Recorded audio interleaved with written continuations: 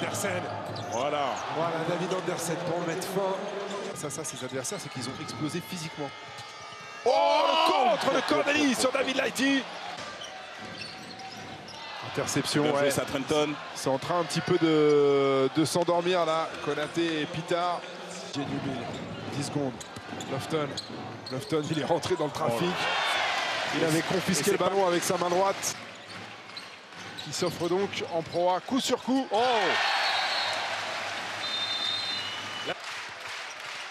Oh! Le contre de Corneli. Choquet. Nubil face à Yahoo. Genubil, impeccable. On va s'arrêter là, 82-64. L'Asvel a été découpé. Scénario étonnant hein, hier soir du côté d'Antares avec une équipe de l'Asvel qui a pris la foudre comme ça en l'espace de 10 minutes.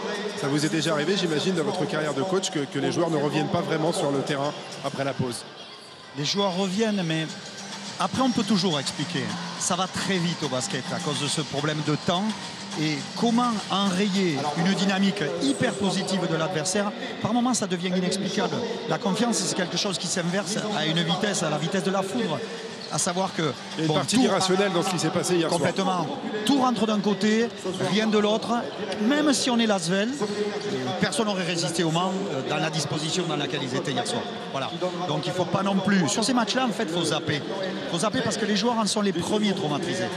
Voilà, bon, c'est tombé sur l'Asvel hier soir, tant pis pour eux, mais tant mieux pour le Mans, qui, en quittant un petit peu l'Europe, se retrouve maintenant sur le championnat dans une très très belle position. Merci Claude. On va maintenant revenir à nos moutons, si je puis dire. On est à un peu plus d'un quart d'heure seulement du début de ce classico entre Paula Cortez et Limoges. Et on va aller voir comment les Limougeaux ont préparé ce classico et ce qu'ils en pensent. Fred Forté et Nobel Bungukolo. Tommy Humbert les a rencontrés cette semaine.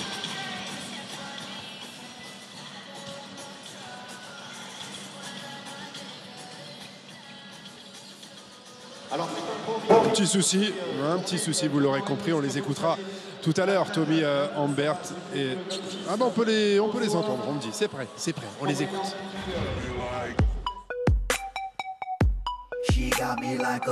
Pour être reconnu au CSP, il faut gagner des titres. Vous pouvez être un très grand joueur et ne pas gagner, vous n'êtes pas reconnu. C'est une des caractéristiques de notre club. Et à partir du moment où Nobel est arrivé, on vient d'avoir 4 titres en 4 ans, comme par hasard. Et ça, c'est la marque des très grands. C'est un club pour moi parce que c'est un club avec un public qui est exigeant, un président qui est exigeant. On a eu des coachs très exigeants aussi. Et je ne sais pas si j'avais besoin de cette pression, mais je pense qu'avec la pression, le fait qu'il y ait des voix qui disent « il ne peut pas, il ne fera pas », ça me pousse à essayer de montrer et de faire plus. Donc je pense que j'avais besoin de tout ça aussi pour essayer de me dépasser et pour montrer ce que j'ai pu montrer ces quelques années. On dit souvent qu'au CSP, pour jouer, il faut du caractère. Je peux vous assurer que Nobel, il en a un petit peu. Il faut réussir à le contenir. Attention, on est en train de revenir, on est à l'antenne, je pense. Il se passe 2-3 petites choses assez étonnantes. C'est-à-dire que le classico, ça amène un petit peu de fébrilité parfois, et peut-être que ça s'est propagé à notre régie. Mais Sébastien Gallaudet va remettre de l'ordre dans tout ça. Vous pouvez lui faire confiance. On était en train de découvrir un magnifique portrait de Nobel Bungukolo. On aura peut-être la suite tout à l'heure. Il va avoir un rôle très important à jouer, Nobel Bungukolo, ce soir. Joueur de la semaine. En Euroleague. Il a signé un magnifique 34 d'évaluation lors de la victoire du CSP Limoges à Milan pour la dernière journée de la première phase de l'Euroleague. Il est en pleine forme et il va avoir du boulot ce soir. Il sera en plus capitaine parce que le Limoges CSP va être privé de 2 joueurs. Ali Traoré, ça c'était prévu pour Ali Traoré qui a un problème au genou et qui n'est pas apte pour le service ce soir. Mais Philippe Hervé va également devoir se passer des services de Léo Westermann et ça c'était pas du tout prévu. On l'a appris tout à l'heure, Léo Westermann a dû retourner en urgence du côté de Limoges. Il a pris un taxi dans la nuit parce que sa compagne, qui a accouché d'une petite fille de la semaine dernière, a eu un problème de santé assez grave et assez inquiétant. Tout est rentré dans l'ordre pour la famille Westermann. On est tous très soulagés. Et Léo Westermann, on salue Léo et son épouse. On le salue, on les salue et on espère qu'ils vont pouvoir passer de fêtes de Noël apaisées dans un climat bien évidemment beaucoup plus tranquille. Mais il y a eu une grosse frayeur pour Léo Westermann qui ne sera pas là ce soir. Alex Biggerstaff est aux côtés du président du CSP Limoges. Et Fred Forté à mes côtés. Fred, il y a quand même quelques absents pour cette grosse rencontre, ce gros derby. Mais tout de même, vous nous le disiez cet après-midi, ça va quand même un petit peu mieux du côté du Limoges CSP avec des victoires contre Rouen, avec des victoires contre Milan. C'est une dynamique à prendre ce soir, non? Oui, ça nous fait du bien. On a eu des moments difficiles, donc le fait d'enchaîner 2 victoires, effectivement, c'est très positif.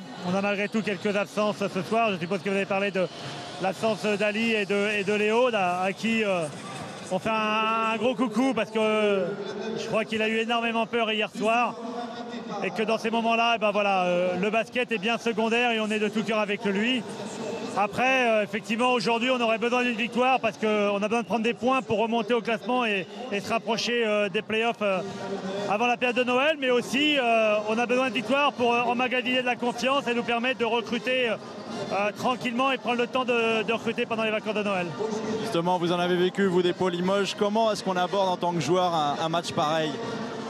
On s'y prépare de 3 jours avant. On pense à tous les scénarios qui sont possibles. On s'imagine le meilleur en gagnant et en sortant du terrain les bras levés. Souvent, ça se passe avec plutôt en courant vite pour éviter le public parce qu'on a perdu et qu'il nous crie dessus. Mais quoi qu'il arrive, c'est des moments inoubliables et c'est pour ça aussi qu'on fait du basket de haut niveau, parce que c'est dans ces matchs-là avec une intensité particulière, avec près de 8000 spectateurs. D'ailleurs, j'en ai vu plein avec des maillots verts. Je croyais qu'ils venaient exprès pour nous, mais a priori, ils viennent ça commence à chambrer. Non, mais ils viennent un peu encourager leur équipe locale. Mais c'est vrai que c'est des matchs exceptionnels. On a tout connu. Jim Bilbao, qui est sur le banc en 93, avait gagné sur un match des playoffs un shoot au buzzer. C'est un shoot à 3 points que Pierre Seillant avait refusé. Enfin, même s'il n'était pas arbitre, c'était le 4e arbitre déjà à l'époque. Et donc tout ça, il y a plein d'histoires. Il y a eu des bagarres, il y a eu quelques bourre-pifs, il y a eu quelques déclarations dans la presse. Celui-là, je le trouve presque très calme dans l'avant-match, certainement dû au classement des deux équipes. Mais sur le terrain, ça va se réveiller. Ça va être chaud, c'est annoncé. Merci beaucoup, Fred. Il y en a un autre qui en connaît et qu'on a eu des bourre-pifs, je pense, c'est Claude Bergeau. C'est à vous, messieurs.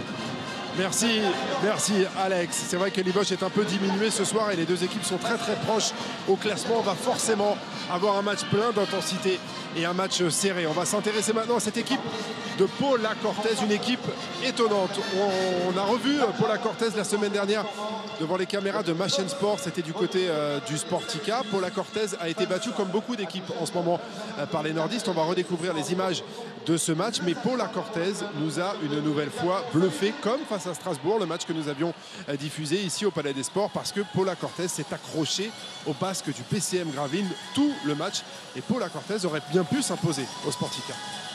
Oui, avec moins de 18, on a bien cru que le match allait basculer et ça n'a pas été le cas.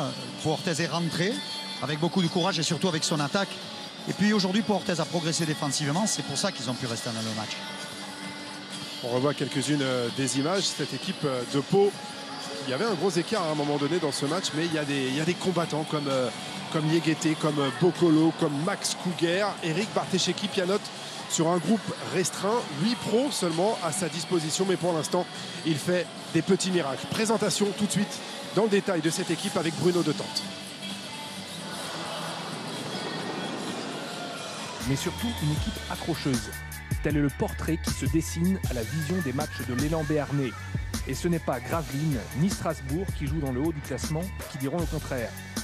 Comme leurs homologues nordistes, les joueurs de la SIG ont été à 2 doigts de se faire rattraper par la fougue paloise en fin de rencontre. Comme peut en témoigner Rodrigue Beaubois. C'est clair, on sait que c'est une équipe qui aime courir. Et justement, quand on prend des mauvais choix offensifs, quand on perd des ballons, ça les permet de courir. Donc il va falloir qu'on stoppe ça en deuxième mi-temps.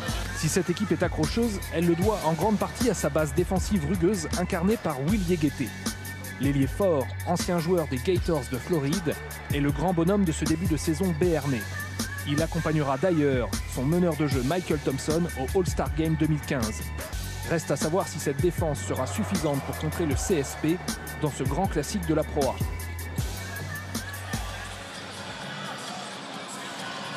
Paula Cortez, une équipe très étonnante, une équipe qui véhicule une très belle image une image d'agressivité dans le bon sens du terme. Ils ne lâchent rien, les joueurs d'Eric Bartesheki. Je pense que c'est ce que va nous confirmer le président Didier Rey, parce que vous m'avez dit qu'il fallait dire Didier Rey. Il est au micro d'Alex. Oui, président, on vien de voir un sujet sur Polak Orthez, je dis bien là, avec une équipe décrite comme accrocheuse, parce que c'est vrai qu'elle a disputé pas mal de matchs où elle est souvent arrivée à revenir au score, mais a eu du mal à conclure sur la dernière ligne droite. Oui, c'est un petit peu vrai qu'il nous manque quand même au compteur une ou deux victoires qu'on aurait pu accrocher à l'extérieur. Ça aurait pu aussi compenser la défaite qu'on a subie contre Dijon ici à domicile et qui nous porte quand même préjudice. Mais on a une équipe qui se bat et qui a du caractère et j'espère que ça finira par payer et qu'on pourra vraiment rester dans ce milieu de classement solidement accroché. Merci beaucoup, président. Ah, voilà, l'équipe qui se bat, hein, David, je pense qu'elle va se battre encore ce soir. Hein. Merci Didier Rey, ça c'est sûr et certain, il ne lâche jamais rien. C'est vrai qu'ici, le peuple palois a envie de retrouver les playoffs, Claude, ça fait longtemps hein, maintenant. Hein. Oui, moi... Presque 10 ans. Hein. Oui, oui. D'abord pour le match ce soir, ce que je crains, c'est que si Limoges ne s'accroche pas à l'inverse, ça peut faire lourd pour Limoges. Par contre, si Limoges s'inscrit dans le temps, ben, Pau est une équipe qui doute aussi, qui est capable de douter, on l'a vu à de nombreuses fois. Donc voilà. C'est très très indécis et c'est vrai qu'il faut être très très malin pour faire un pronostic sur ce match qui s'annonce absolument passionnant. Alex tout à l'heure est allé à la rencontre les deux capitaines. C'est les deux mon capitaine. Ah oui, les deux colos tout simplement, on va les appeler Nobel Bougou Colo pour Limoges avec l'absence de Léo Westermann et Yannick Bocolo du côté de Polak Orthez. On les écoute maintenant. Alors c'est un match pas comme les autres bien évidemment. On va commencer par l'hôte, celui qui joue à domicile, Yannick Bocolo. Ça évoque quoi un Polak Orthez Limoges pour toi? C'est un classico, c'est un match intense. On a justement pas besoin de motivation parce qu'il y a une motivation historique qui est déjà là. Donc après, c'est faire les choses pour davantage écrire l'histoire. Et pour toi, Nobel? C'est le classico, ouais. C'est très important pour les deux clubs. Il y a une histoire et il y a des supporters qui sont très très à fond derrière et qui ont à cœur de la victoire de Limoges ou de Pau ce soir. Donc c'est un match à gagner. Justement, on arrive un petit peu à la fin de la première partie de saison. Est-ce qu'on peut dresser un petit bilan par rapport à Polak Orthez sur ses premiers mois de compétition, Yannick? Pour l'instant, notre bilan est un peu mitigé. Nous, on est en recherche de victoire. Aujourd'hui, c'est classico, tant mieux pour l'intensité. Mais c'est vrai qu'on est en recherche de victoire et pour espérer accrocher toutes les choses qui sont possibles à accrocher. Quoi. Et du côté de Limoges, Nobel? Limoges, on n'est pas très, très bien classé aussi. Et, là, c'est un classico, un match à part, mais un match important et un match à gagner. Et le but, c'est de terminer fort et d'essayer de gagner le plus de victoires avant la trêve. On sait, il y a un match particulier aussi, surtout pour J.K. Edwards, qui a joué à Limoges, qui a été champion de France et qui joue maintenant avec vous. Est-ce qu'il vous en a parlé avant le match un petit peu cette semaine? Non, mais je pense qu'il a les fesses entre deux sièges, parce que là, il ne sait pas où se positionner. Mais en tout cas, il porte le maillot palois ce soir et il a cœur de gagner le classico. Ouais. Merci beaucoup et très bon match à vous deux, merci. Merci aux deux capitaines. Regardez l'entrée des Palois dans quelques secondes ici au Palais des Sports qui est plein à craquer ce soir. Premier match à guichet fermé. 7702 personnes pour ce classico et ça, Claude, c'est que le chiffre officiel. Ah oui, toujours, il faut... Au moins pour la sécurité, il faut sécuriser. Vous savez, on sécurise la sécurité. Alors, voilà. On peut atteindre les 8000, mais je ne pense pas que ce soit le cas ce soir. Parce que comme toujours dans ce beau sud-ouest, il y a beaucoup de choses à faire. Mais bon, c'est vrai que 7700, c'est déjà magnifique. C'est magnifique. Et les joueurs, vous les avez vus, rentrent donc dans une salle plongée dans le noir pour rajouter un petit peu d'intensité et un petit peu de dramaturgie alors qu'il n'y en avait déjà pas besoin. On va se régaler dans quelques instants sur ma chaîne Sport. On va passer maintenant, Claude, à la séquence un petit peu traditionnelle. Qui sont selon vous les deux joueurs qui ont peut-être le destin de ce match entre leurs mains? Bon, je crois vraiment qu'il y a de la part du côté de l'élan béarnais une Thompson dépendance. Il faut savoir que quand Michael Thompson a marqué à minima 19 points jusqu'à 41 d'ailleurs contre Nancy, c'est... Ah pardon, c'est ma faute. On est, je crois, sur Chafarzik, oui. Alors Chafarzik, lié au fait qu'il n'y a pas Léo, temps de jeu accru, c'est un énorme compétiteur qui, bon, dans les clubs allemands dans lesquels il est passé, qui jouait le top niveau à la fois de l'Euroleague et du championnat allemand. C'est un joueur qui adore ces matchs-là, qui a une adresse énorme et qui peut faire basculer le match. Et qui va donc jouer beaucoup en plus ce soir. Voilà, vu l'absence de Léo. Et de l'autre côté, donc, c'est Michael Thompson. Et je disais qu'il est lui, l'homme dont dépend l'élan dans l'efficacité offensive. Parce qu'il est capable de jouer, de faire jouer. Et si on l'oublie, il fait mouche. Il est à droit 3 points, il a son petit flotteur, il peut passer la balle.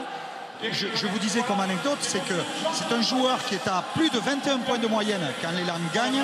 Par contre, quand il est 11, 10 en dessous, l'élan ne gagne pas. Voilà, c'est pas moi qui le dis, ce sont les chiffres. Après, les choses sont faciles à dire. Mais en tout cas, sur les 12 journées, à ce jour, ça reste quand même quelque chose de très révélateur. Et il va avoir envie forcément, Thompson, de faire un gros match ce soir. Parce que malgré une bonne fin de match, il a eu un petit peu de mal à exister face au BCM Gravelines. On est à 3 minutes maintenant du coup d'envoi de ce Classico. On va découvrir les 5 de départ des deux équipes. On va démarrer avec celui du CSP que je vous laisse nous détailler, mon cher Claude. Oui, je pense que de toute façon, le CSP n'a pas le choix. Il retrouve au moins ces deux ailiers titulaires avec Nobel Bangukolo et Mark Payne. À l'intérieur, Will Daniels s'est titularisé parce qu'il faut quelqu'un qui s'écarte sur Stephen Smith et Fréjus Zerbo qui lui va faire le ménage. À l'intérieur, il a sa carte à jouer. Suivant certaines oppositions, et c'est le cas là maintenant sur le 5 que va présenter l'élan, il a sa carte à jouer. Et puis on l'a dû, bien sûr, Eko Chafarzi. Philippe Hervé au micro d'Alex Biggerstaff. Oui, Philippe, un match particulier, mais aussi des conditions difficiles avec les absences de certains cadres de l'équipe. Vous pouvez nous expliquer l'absence de Léo Westermann peut-être ce soir? L'expliquer, non, mais bon, là, à l'instant présent, on a surtout une pensée pour Léo, pour Laura et pour Mila. On vous rassure tout de suite, tout va bien. Mais on pense fort à eux, oui, Léo a dû nous quitter. Voilà, il faudra faire sans notre capitaine ce soir. Ça fait partie de la vie d'entraîneur de devoir faire des choix comme ça à la dernière minute de toute façon. Oui, et puis qui plus est parce qu'on revient d'un déplacement d'Euroleague, donc déjà on n'a pas de temps de préparation, mais là on a improvisé ce matin un petit peu parce qu'on est démunis sur le poste 1 puisqu'on n'a pas remplacé que le Pepper encore et que Léo n'est pas là et seul Aiko est disponible. On va voir comment on peut gérer aussi avec Nobel, Mark Payne, enfin bon. On vous laisse nous montrer un peu depuis le début de saison. Merci beaucoup Philippe, on vous souhaite un excellent match. Voilà encore un petit peu de bricolage pour le CSP Limoges, mais c'est le Classico, il va falloir transcender tout cela. On va découvrir maintenant le 5 de départ de Paula Cortez. Oui, donc le choix habituel dans ces derniers matchs de mettre Yannick Bokolo. Alors vous imaginez bien, Yannick Bokolo chien de garde, Yannick Bokolo dynamiseur, avec l'artilleur Lance Harris, Michael Thompson qui va faire jouer tout ça. Et c'est depuis qu'il est si performant, Wilfried Yegete, avec l'artilleur aussi, en même temps que Lance Harris, Stephen Smith, très très dangereux sur l'extérieur, mais il est capable de venir poster Will Daniels. Mais en tout cas, comme il tire extérieur, il faut absolument mettre quelqu'un qui puisse se déplacer. Will Daniels est peut-être bien dans ce job-là, même si on imagine que Ousmane Camara va devoir défendre ce soir sur Stephen Smith.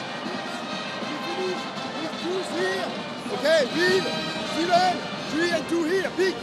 Okay, watch you step out at the end here. Okay, defense, gang, rebound, let's go, allez. Les dernières consignes d'Eric Bartesheki à cette étonnante équipe de Paula Cortez. Claude, on va découvrir avec vous le trio arbitral de cette rencontre avec Johan Rosso, Freddy Leperc et Ivan Pajic. Voilà pour les 3 garçons qui officieront ce soir. Grosse soirée pour Philippe Hervé.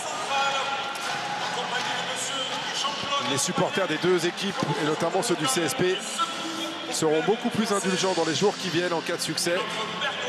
Ici,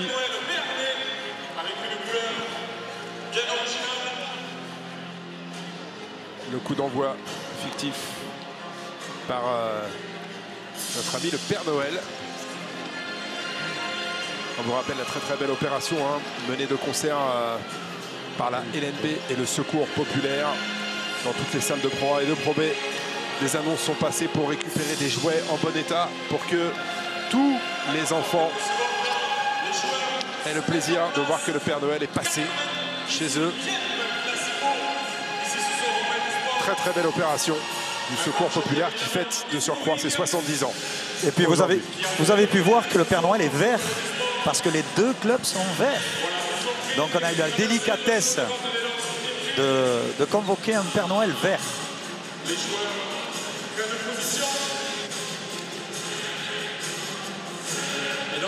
Le 98e Classico de l'histoire du championnat de France de basket. C'est dans quelques secondes sur ma chaîne Sport. C'est un match très, très spécial. On vous l'a dit et répété depuis le début de notre prise d'antenne, il y a une vraie rivalité. Les deux clubs ne s'aiment pas trop et les supporters, on vous dit même pas. C'est parti. Et ça commence avec un bras de fer entre Mark Payne et Yannick Bokol.